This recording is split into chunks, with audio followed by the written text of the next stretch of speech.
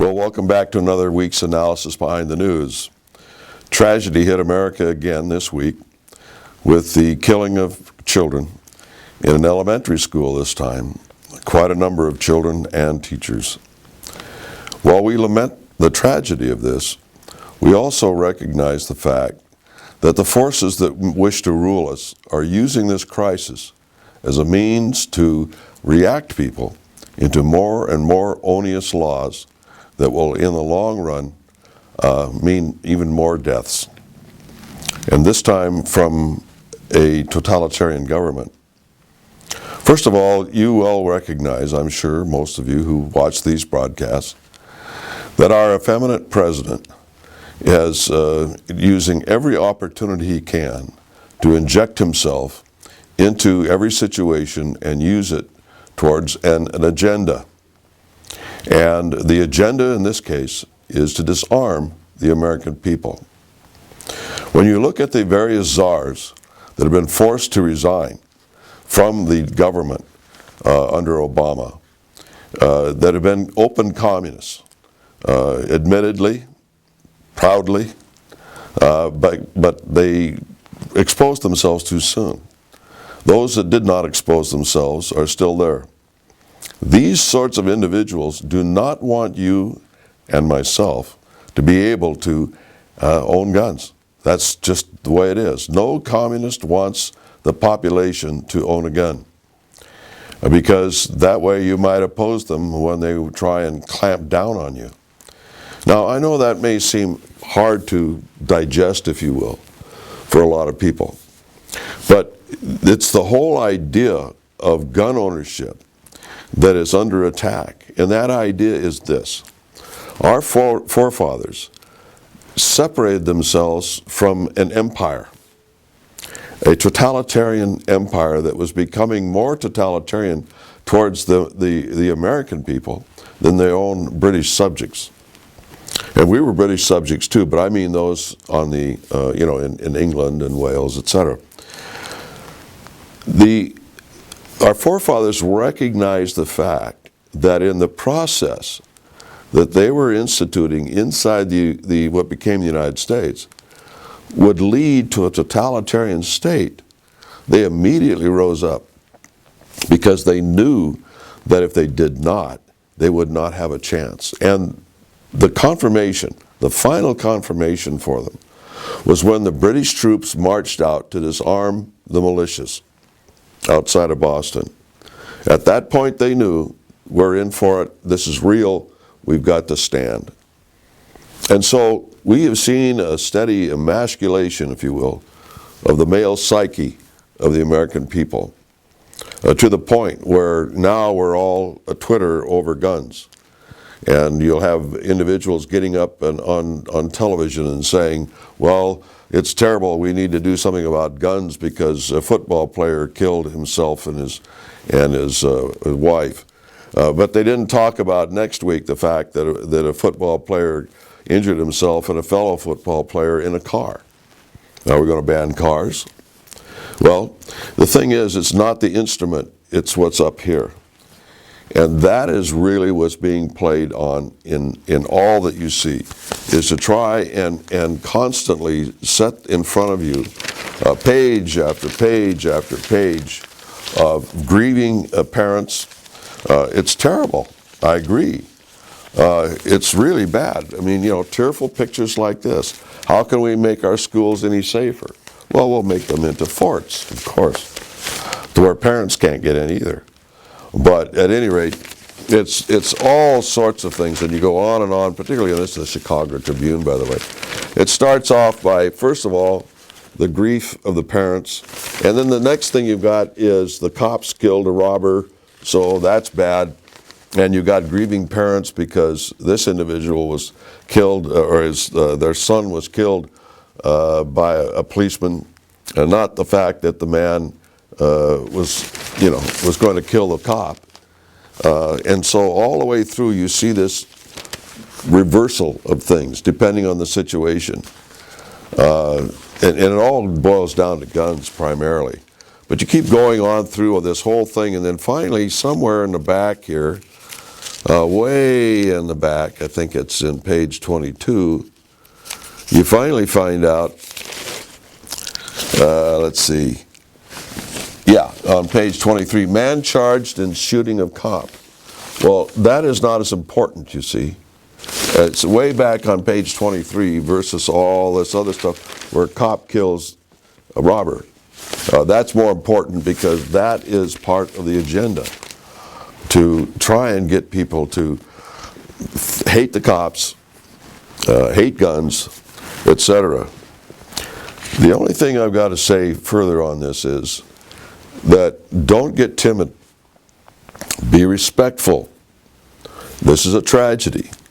But we've got to keep in front of our eyes at all times that these individuals are using this as an agenda to disarm the American people. It won't matter what it is. Anything related to a gun, they will do something to convince the American people we need more gun laws. Total ban of guns.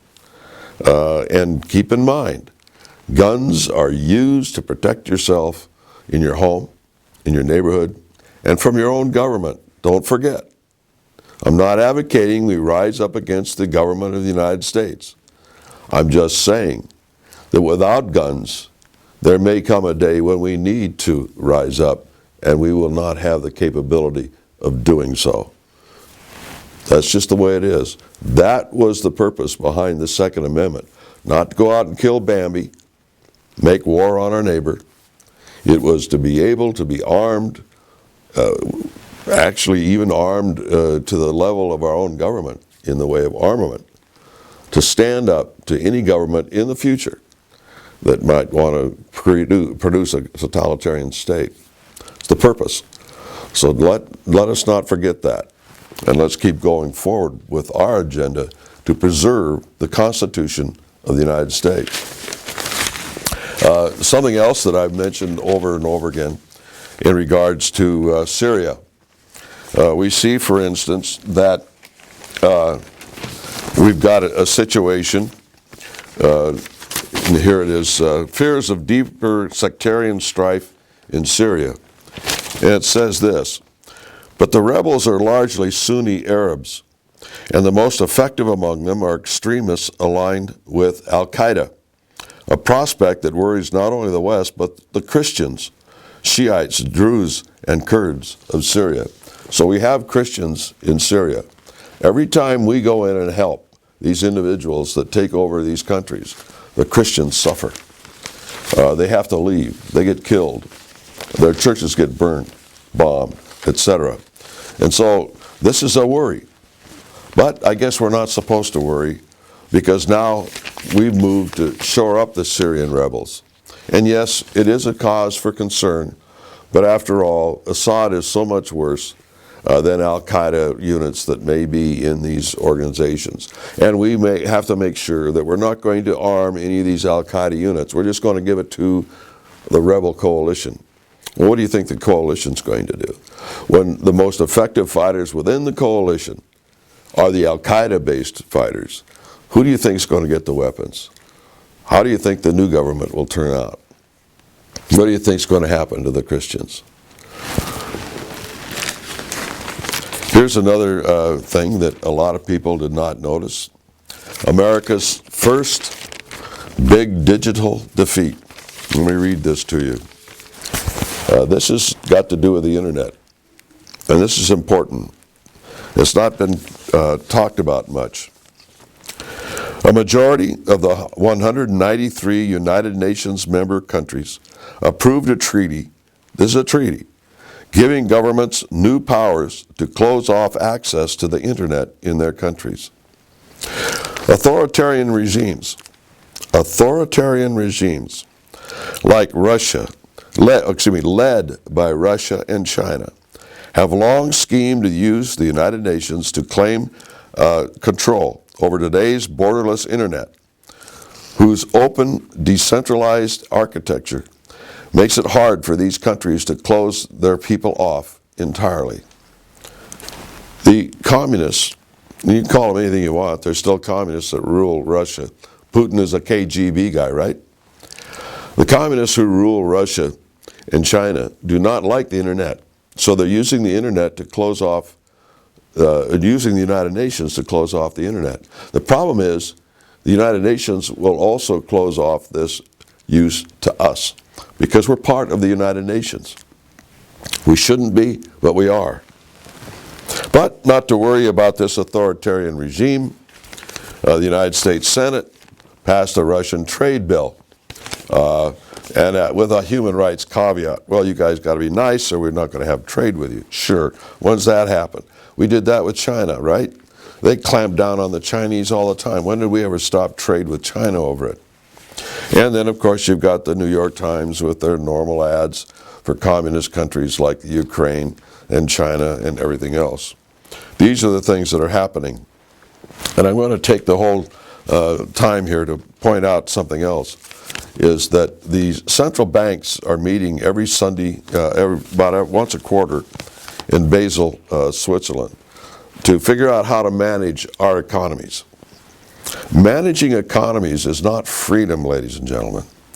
Centralized banks are not freedom. A free enterprise, and I don't even want to use the term system because free enterprise is not a system. If it's a system, it's not free enterprise. And allowing people, a few individuals from various countries to meet on once a quarter in Basel, Switzerland to decide how we're going to manage our economy does not bode well for the American people or anyone else. It's something that's going on constantly, and we have to think in terms of getting back to a real system. Here I go again. Back to free enterprise.